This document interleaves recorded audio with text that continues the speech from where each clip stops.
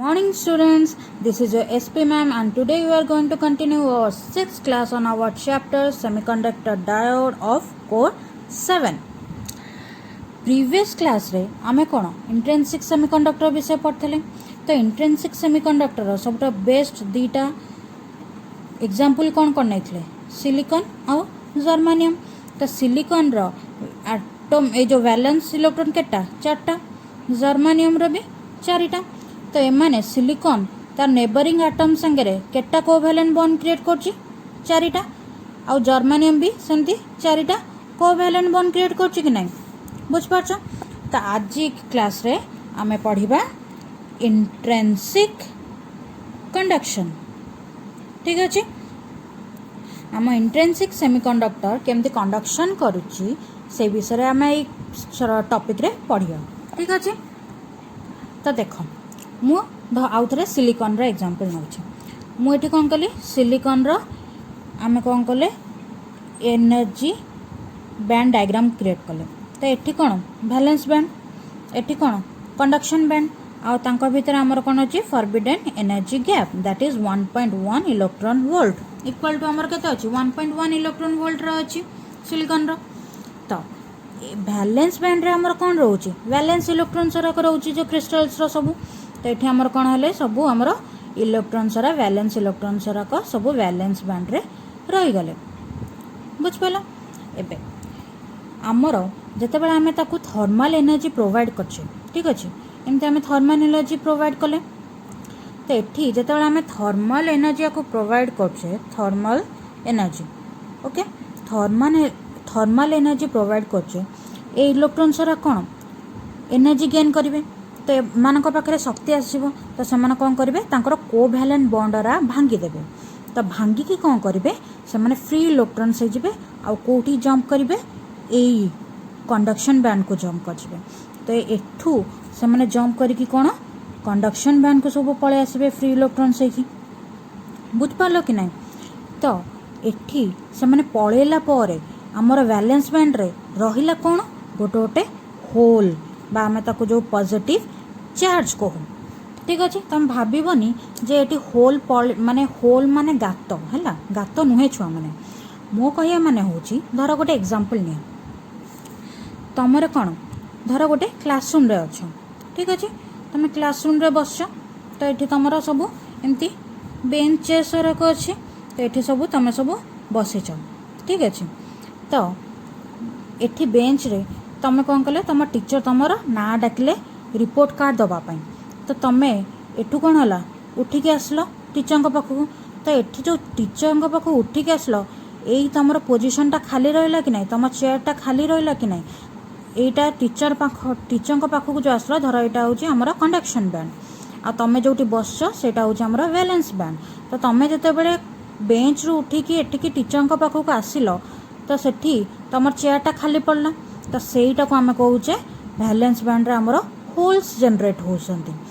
आउ तुम कौन होता फ्री इलेक्ट्रॉन्स होगी तुम टीचर मान पाखक पलि आसल बा कंडक्शन बैंड पाखक पलि आसल बुझिपारछ तो ये जो खाली चेयरटा आमर कौन गोटे होल टाइप रिप्रेजेंट होची सेमती नुहे जे गोटे गात हो बट इट एक्ट लाइक माने सेटा गोटे पॉजिटिव चार्ज जनरेट हो जाए सेठी ठीक अच्छे तो एठी जो थर्माल एनर्जी गेन करके तुम इलेक्ट्रॉन सारा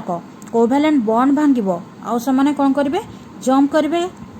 कंडक्शन बैंड को सही प्रोसेस को आम कौन कहूँ जनरेशन बुझिपारछ ये जो प्रोसेसटा है the process of creating free electrons due to thermal energy and simultaneously creating the holes is called generation बुझिपार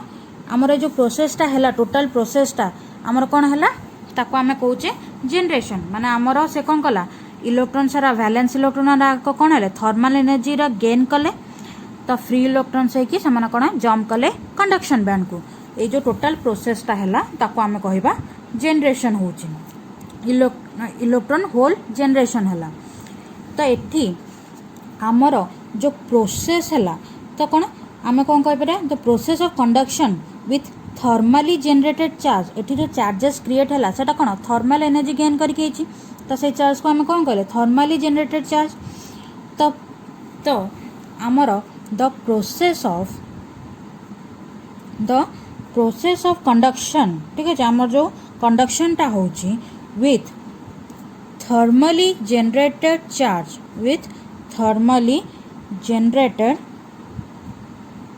charges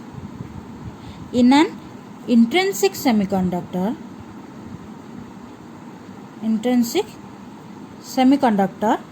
is known as intrinsic conduction ठीक है NSI से इंट्रेंसिक कंडक्शन बुझ पाल इंट्रेंसिक कंडक्शन क्या कह जाए कौन ना जो कंडक्शन प्रोसेसटा होची कहा द्वारा ना थर्मली जनरेटेड चार्ज द्वारा से प्रोसेस को आम कौन कहे इंट्रेंसिक कंडक्शन आईटा पुणी कौटी हम ना इंट्रेंसिक सेमीकंडक्टर रे होथिबा दरकार तो से प्रोसेस को आम कहवा इंट्रेंसिक सेमीकंडक्टर बुझ पाल तो आम जनरेशन कौन जानले तो एठी आम कौन एटा देखल एटा को मु तुमको कौन करूची आमर ये डायग्राम करके देखौची क्रिस्टल स्ट्रक्चर टाइप रो करके देखौची देख अच्छा देख एटा हमर कोन सिलिकॉन क्रिस्टल ठीक अछि आ एठी कोन तार चारटा वैलेंस इलेक्ट्रॉन अछि तो एठी से माने कोन कोवैलेंट बॉन्ड तयारी करछन्ते नेबरिंग एटम संगे एमती शेयरिंग देयर वैलेंस इलेक्ट्रॉन्स बुझ पाछो कि नहीं ए डायग्राम टा मु तुमको पूर्व क्लास रे भी देखैतिली ठीक अछि एबे देख तमें कौन कल ये थर्मल एनर्जी देल got it here we are given our thermal energy तो ये आम थर्मल एनर्जी देले से कौन कौन ये जो इलेक्ट्रॉन सारा अच्छा से कौन करेंगे एनर्जी गेन करेंगे जहाद्वारा से कौन करेंगे कैपेबल हे कौन करने ना आमर बॉन्डटा भांगियापाई आमर मन रख कोवैलेंट बॉन्डटा भांगियापाई बहुत एनर्जी दरकार ठीक अच्छे तो ये आमर कैपेबल हे कौन बॉन्डटा भांगियापाई तो एठी जो बॉन्डटा भांगी कौन गला इलेक्ट्रॉनटा बाहर को पळे आसला एठी बॉन्डटा भांगी तो से कौन कला बाहर को पळे आसला फ्री इलेक्ट्रॉन हो गला आ ता प्लेस रे हमर कोन गोटे क्रिएट हला गोटे होल क्रिएट हला बा हमें ताकू कहूचे पॉजिटिव चार्ज क्रिएट हला बुझ पाइल तो एठी हमर ए जो प्रोसेस हला हम कौन कहले आकू जनरेशन कहले बुझ पारछो कि नहीं हमर जो थर्मल एनर्जी गेन करके इलेक्ट्रॉनटा एक्साइट होगी बॉन्ड भांगिबो आउ फ्री इलेक्ट्रॉन्स होगी से कौन कर कंडक्शन बैंड को जीवो से प्रोसेसटा हम कौन कले जनरेशन एबे देख आमे धर ए क्रिस्टल को गोटे एक्सटर्नल इलेक्ट्रिक फील्ड दबा तो आमर इलेक्ट्रिक फील्ड एमती लगला ठीक अच्छे इलेक्ट्रिक फील्ड तो आमे कौन जाने जो डायरेक्शन रे करंट फ्लो करे ता ऑपोजिट डायरेक्शन रे आमर इलेक्ट्रॉन्स रो मूवमेंट हुए तो आमर इलेक्ट्रिक फील्ड जदि तळु ऊपर को जाउची आमर इलेक्ट्रॉन सारा कौन ऊपर तौक आसबे तो ये इलेक्ट्रॉन्सटा तौक आसला बेले ये जेहेतु गोटे पॉजिटिव चार्ज अच्छी से अट्रैक्ट करिवो आ एटा कौन हम ये आसिकी ता संगे रिकम्बाइन हो तो ये जो प्रोसेस रे आमर कौन है जो इलेक्ट्रॉनटा आसिकी होल संगे रिकम्बाइन हो गला तो आम ये कौन है ये गोटे फ्री इलेक्ट्रॉन लूज है आ गोटे पॉजिटिव चार्ज लूज है बा होल लूज है तो ये जो प्रोसेसटा आमर है आम ताकू कहबा रिकम्बिनेशन बुझिल जो आमर गोटे फ्री इलेक्ट्रॉन आ होलटा कंबाइन होगी जो प्रोसेसटा होची लूज कर एनर्जी भी लूज हुए तो ये आमर कौन हो जो प्रोसेसटा होची सेटा होची आमर रिकम्बिनेशन ठीक अच्छे बुझ पाइल आमर रिकम्बिनेशन कौन आउ जनरेशनटा कौन ठीक अच्छे एबे देख गोटे जिनस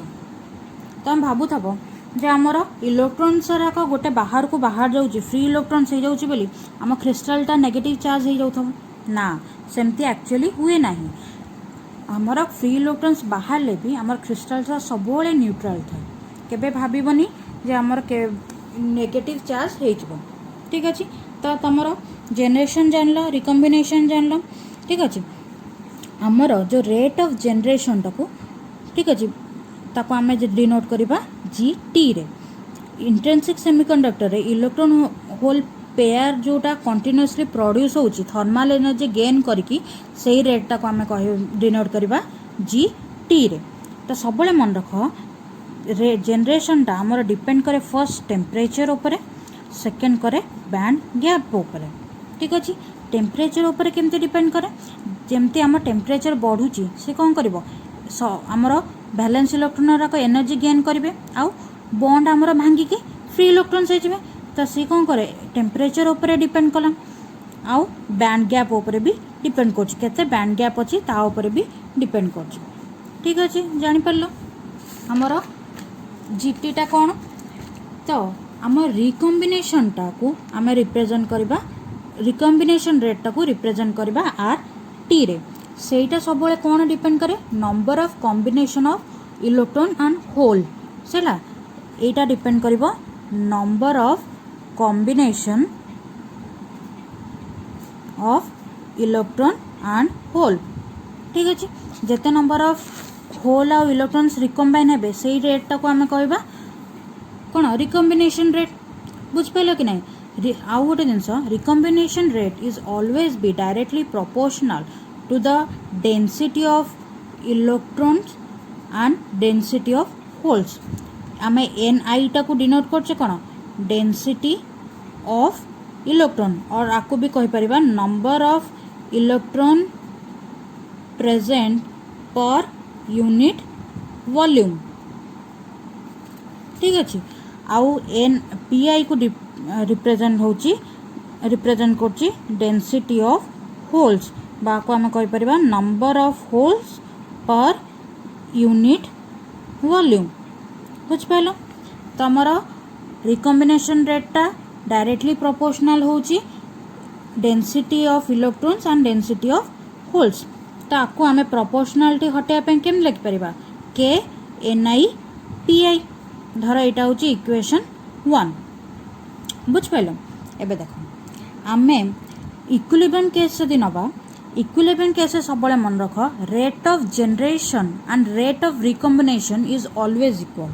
ठीक अच्छे जनरेशन रेटा सब इक्वल हम रिकम्बिनेशन रेट सांगे केतबेले इक्विलिब्रियम केस रे तो आम जब इक्विलिब्रियम केस नवा तो generation rate is always equal to the recombination rate माने जेते इलेक्ट्रॉन होल जनरेट हेबे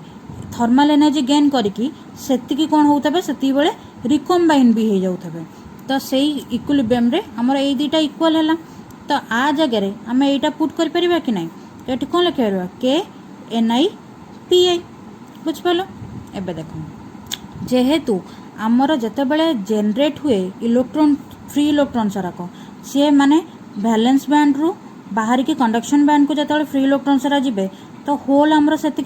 बेले साइमल्टेनियसली होलटा भी क्रिएट होची तो आमर जेते नंबर ऑफ फ्री इलेक्ट्रॉन्स रहिबे सेते नंबर ऑफ होल्स भी रहिबे कि नहीं माने आमर धर तमे गोटे पिला चेयर रे बसतला चेयर रू उठी गला तो उठी गला माने कोन सी गोटे फ्री इलेक्ट्रॉन्स हला आ चेयरटा गोटे कोन हला होल हला तो जेते नंबर ऑफ पिला आमर कोन करबे चेयर रू उठी की जिबे सेते नंबर ऑफ इलेक्ट्रॉन्स और सेते नंबर ऑफ होल्स क्रिएट होबो कि नहीं तो नंबर ऑफ इलेक्ट्रॉन्स इक्वल हम नंबर ऑफ होल संगे तो एठी आम पी आई जगह एन आई पुट करदे तो कौन पाइबा के एन आई स्क्वायर बुझ पाल तो आमर जो n i square is known as concentration product ठीक अच्छे आमर जो product of n i square is known as concentration product and depend upon the material बुझ पाइल एटा तुमर क्लियर हो गला आज क्लास एतिकी थाउ पिला माने जदि किसी डाउट है मते पचारि पार।